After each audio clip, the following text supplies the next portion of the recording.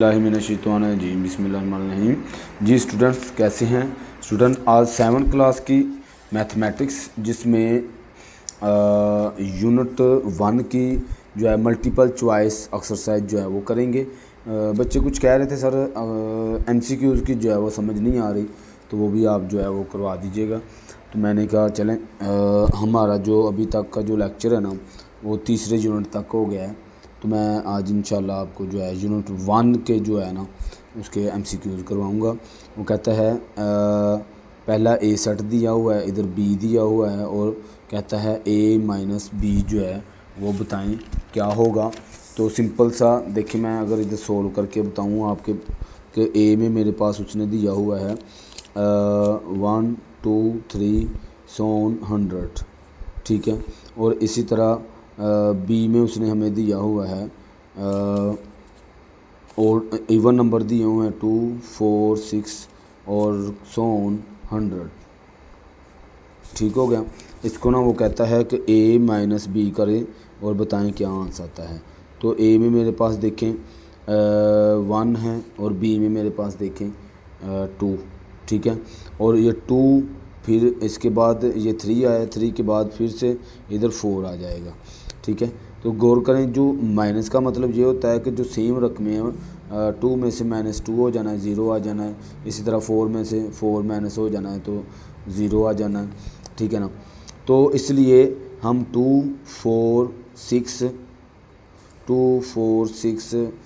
8 10 यानी जो भी इसमें नंबर हैं वो नहीं लिखेंगे। इसके अलावा 1 3 5 7 9 11 99 ये वाले नंबर लिखेंगे, ठीक है।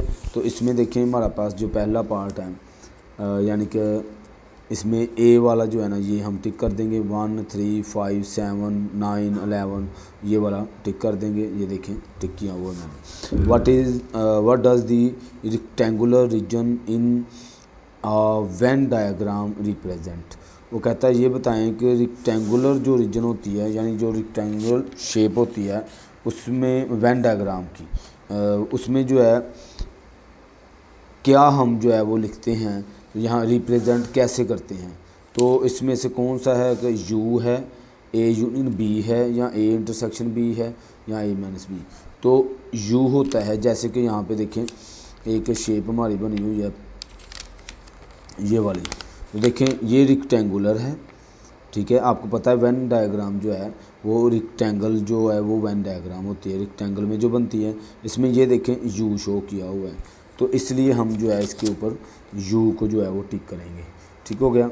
इसी तरह इसका जो है तीसरा पार्ट कि U उसने हमें दिया ABCDEF और A दिया है ABC, B दिया है CDE, then A complement union B complement, ठीक है। तो हमसे जो है वो कह रहा है जी, तो इसमें देखें अब मैं अगर A वाले नंबर लिखता हूँ ना तो हमने A क्या निकालना है, हमने A complement union B complement. देखें अगर A में कॉम्प्लीमेंट निकालता हूँ इसका मतलब है U - A, ठीक है।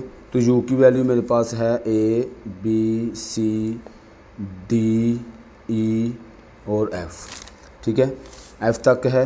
और माइनस A की वैल्यू मेरे पास है A B और C, ठीक है। तो A कॉम्प्लीमेंट जो है मेरे पास आ जाएगा A B C कट हो जाएगा A B C, तो D E और F ये 3 चीज़ें मेरे पास आ जाएंगी। इसी तरह मैं B कॉम्प्लीमेंट निकालूंगा, तो B कॉम्प्लीमेंट में देखें U की वैल्यू मेरे पास फिर से A B C और D E और F, ठीक है। और माइनस B की वैल्यू जो है वो मेरे पास यहाँ पे C D और E, ठीक है। इसको सोल्व करके देखते हैं, फिर हमें आंसर जो है वो करेक्ट पता चलता है कौन सा होता है, ठीक है। तो B कॉम्प्लीमेंट मेरे पास आ जाएगा, देखें C D E ये और ये कट हो जाएगा, तो हमारे पास जो है A B और F ये चीज़ आ जाएगी, ठीक है। अब चूँकि हमने निकालना है A complement union B complement, तो देखिए ए में मेरे पास देखें डी ई एफ है और बी में मेरे पास है ए बी। देखिए मैं इसको तरतीब से लिखूँगा, ए बी डी ई और एफ़। तो ये वाला मेरा आंसर है। तो इसको हम देखेंगे कि कहाँ पे ये मेरा आंसर है। देखें A B D E F, ठीक है। तो देखिए मेरा आंसर यही था, ठीक है। इस तरह से हमारा ये भी जो है ये टिक हो जाएगा। आगे how is the complement of a set A determine.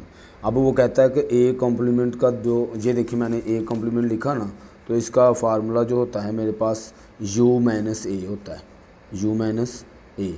और इसको ऐसे भी लिख सकते हैं u ओवर ए, ठीक है। तो मैंने ये चीज़ आप लोगों को समझाई थी पीछे हमने जब एक्सरसाइज की थी, ठीक है। तो ये वाला इसका देखें, ए में मेरे पास है a minus B, A union B, और इधर u ओवर a है और u इंटरसेक्शन a। तो मैं इसके ऊपर टिक करूँगा, ये चीज़ हमने पहले भी सीखी हुई है। Which of these property of equivalent set. वो कहता है कौन सी प्रॉपर्टी जो इक्विवेलेंट सेट होता है, the contain the same element. वो कहता है सेम एलिमेंट होने चाहिए। जैसे कि सेम एलिमेंट को मैं इधर बता देता हूँ कि ए में मेरे पास जो सेट है 1 और 2 है, और बी में मेरे पास जो है वो भी 1 और 2 है, same element. The contain the same number of element, number of element same वो कह रहा है इसमें, यही मेरा इसका आंसर है। खैर तीसरा भी देख लेते हैं, they are null set. Null set का मतलब है खाली सेट, एम्प्टी सेट जिसको कहते हैं। They can not be paired of 1 to 1 कॉरस्पॉन्डिंग्स। तो इसमें हमारे पास जो आएगा वो ये वाला आएगा, सेम नंबर ऑफ एलिमेंट। तो इसका अगर मैं इधर आपको बताऊं, सेम नंबर ऑफ एलिमेंट का मतलब है कि ए में मेरे पास जो नंबर है ना 1, 2 और 3 है, फ़र्ज़ कर लें, और बी वाले में मेरे पास जो है ना वो ए बी और सी है। देखें नंबर ऑफ़ एलिमेंट मतलब 1 2 3, 1 2 3, दोनों में 3 एलिमेंट्स पड़े हुए हैं। तो इसको कहेंगे ए इक्विवेलेंट का ये सिंबल होता है और बी लिख देंगे इस तरह से। इसका मतलब है कि हमारे पास जो इसका आंसर है ना वो सेकंड वाला है। तो देखिए मैंने उसके ऊपर टिक किया हुआ है, ठीक है। इस तरह से हमारा जो यूनिट 1 था उसकी जो मल्टीपल चॉइस है वो कंप्लीट हो गए।